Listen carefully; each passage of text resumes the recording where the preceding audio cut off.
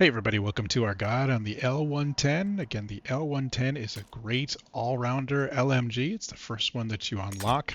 It does pretty much everything, close range, long range, medium range, fairly well. So I would encourage you to stick with it for a good long time. At the beginning of your gameplay, let me show you three different builds for kind of three different types of players for it. Right? If you're early on and you plan to stick kind of in the middle of your team, you're playing Conquest, you're not running around like a crazy man, right? You're kind of moving roughly, slowly, kind of walking, etc. Here is a build you can consider that's going to help you with the recoil, because recoil is bad on like lots of different guns. And so I want to show you a couple things you can do about it. Now, first off, again, remind you, this is a build for you're going to be kind of stationary and not, ducking and dodging, jumping all around. So the two things you want to look at is one, a grip that helps you deal with the recoil. So what the recoil is doing is when I start shooting, how much does the sights on the gun start jumping up, right? So you notice it didn't jump a bunch. Let's take the grip off. We'll go back to the firing range. And then notice how much higher the sights start jumping. That's what recoil is doing. When you get a grip that deals with the recoil, it lessens the effect of when I start shooting of how high up that gun sight or the aim is going to start jumping. The next thing you're going to want to consider is what we call recoil buildup. And so for this, I'm choosing the compensated brake because it is minimizing the recoil buildup and improving the recovery. So when I go into the range, what that means is as I hold down the trigger, it's making sure that the gun is not shooting up and higher and higher and higher at a faster rate, right? So what recoil buildup is telling your gun to do is if you don't have recoil buildup, here I'll show you what that looks like. Let's take it off and go in. As I'm holding down the left mouse button or the trigger, it's going to make the gun go up and up and up and up. And that's what the recoil buildup is doing, is it's making the recoil harder and harder and harder over time. If we put the brake on it, what that's going to do, it's going to lessen not just how high it's going to jump, but how quickly it starts jumping up, right? So if I start shooting, right, notice it doesn't let it go as high, and it also doesn't go as high as quickly. Right? So when you think about controlling a recoil, there's kind of two ends of it. One, which is the buildup. If you're holding down the left mouse button or the trigger for a long period of time, the buildup is going to make a difference to you.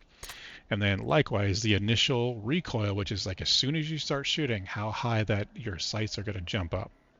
Now, if you are not going to be holding down the left mouse button, you're going to be burst firing, you don't need to worry quite as much about the buildup, right? The buildup really affects like if you're holding down the left mouse button over time and you're shooting the gun repeatedly.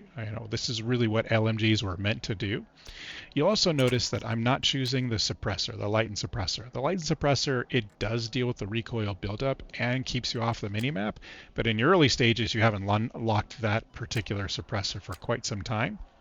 So in your early stages, you might want to think about a build like this. I'm going to mention real quick about the barrel. The barrel I'm choosing is the mid-level barrel because it's the same number of points as the base barrel, and all it adds is improves some firing over extended period of times, which is helpful, and then the increased bullet velocity. So it makes your bullets faster. You can see we've gone from 780 to 975, which is a pretty fast bullet, so pretty significant increase for it. So that's one build for you're going to stay kind of in the middle of the pack. You're not going to be running around a ton. You're going to be kind of planted. You're going to pull up your aim down sights. You're going to try to shoot. You're going to hold down your left mouse button quite for decent amounts of time to try to shoot targets. That'll help you deal with both the recoil buildup with the brake and the recoil itself with the classic vertical. Now, I need to note there is some accuracy penalties while aiming down sights with these grips. You'll also notice with the grips, I didn't talk about the stubby grips. The stubby grips are helpful when you need to pull up your aim down sights very, very quickly, right? Those stubby grips help you get to your aimer up faster. I've used them. I didn't see as significant of a difference, and they cost more. And when you're going toe to toe with somebody and it's like you need to quickly aim, that may make a difference. I'm not a professional player. We didn't kind of get into a lot of those battles. Same thing with a full angled grip. It enables a little bit faster transition to aim down sights, and it costs a little bit less, but you lost some of your recoil control. It doesn't control recoil quite as good as the classic vertical does, right? So let's get into a different build. if you're into a play style where it's like you're like Neo in the Matrix, you're going to be ducking and dodging and bobbing and weaving bullets, let me show you this particular build. In this case, what we're going to start with is a laser.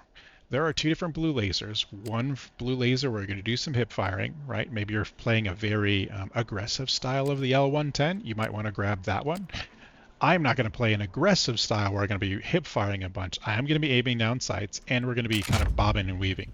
So what that means is I'm like moving left and right, and you'll notice that it sways your aim, right? What that blue laser is trying to do, like I'm not even moving my mouse, I'm just holding my mouth dead still. Right?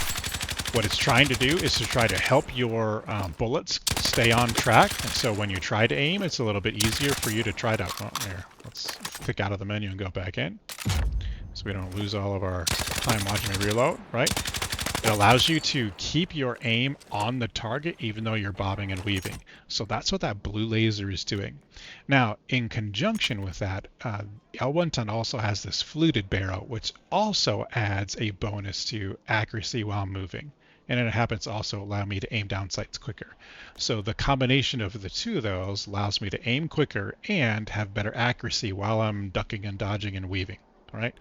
You also notice that I have a grip on here. I chose the ribbed vertical. It has a penalty of accuracy while moving. And let me show you, if I take it off, what I noticed for myself is the gun jumps quite a bit. And so I have to pull my mouse down a little bit harder when I take that grip off. I'm able to kind of still track, but the gun is a lot more jumpy to me.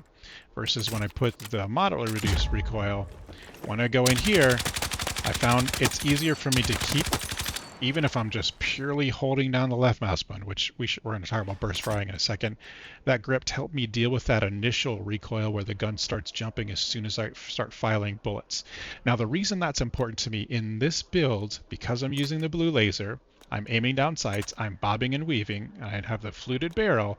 The way that I'm using this particular build is I'm up close and personal with folks, maybe 20 meters, 30 meters or something like that, right?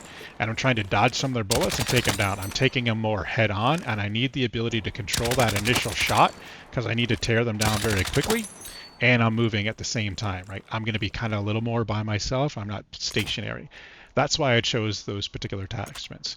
You'll notice that I did roll down to the standard suppressor, and that is because I'm not holding down the left mouse button and just kind of wailing on somebody at long distance. I'm a little bit more up close and personal, so I don't need to worry quite as much about the recoil buildup. If you find that in your dodging and ducking and bobbing and weaving, like you're going to have to hold down for a long period of time, you could drop the suppressor and grab the brake because it is going to help you reduce the recoil buildup over time. But I find I kind of need the standard suppressor because I'm running off a little more by myself. I'm getting a little more head on with enemies and I don't want to alert other enemies. So that's kind of like a build that's more of like almost lone wolfing it, etc. And then lastly, let's do a well-balanced build. If you want something that's well-balanced, we're going to kind of mix a little bit of all of it together. And so this time I did go for the light and suppressor because I want the recoil buildup and I want to stay off the radar. I did stick with the blue laser because I need a little bit of help with aim down sights because I am ducking and dodging and weaving. I'm sticking with the heavy barrel because I want the faster bullets. And then the only points I had left were to get the ribbed vertical, right? There are a few points. Let me flip back to this mid-level build where you're dealing with pure recoil. You did happen to have a few extra points, like you could choose hollow point in case you pull off a headshot. It's kind of rare that that's going to happen, but with so many bullets you're firing out, you do have an option to do that. But for the balance builds where I'm kind of like in a mix of situations, sometimes in the middle of my team, sometimes I'm going off on my own, I try to make sure I got the blue laser, a little bit of recoil control, a little bit of build-up control, and a suppressor to kind of be like a jack of all trades. And then in case you haven't watched my other videos where I talk about how to use the LMGs, the L110 is really like that jack of all trades. It's good at kind of all of the different facets. It doesn't excel at every category. There are other LMGs that do some different things, and we'll be doing some videos on all of them. So thanks for watching. Throw down a like, subscribe to the channel. I'll be producing more of these.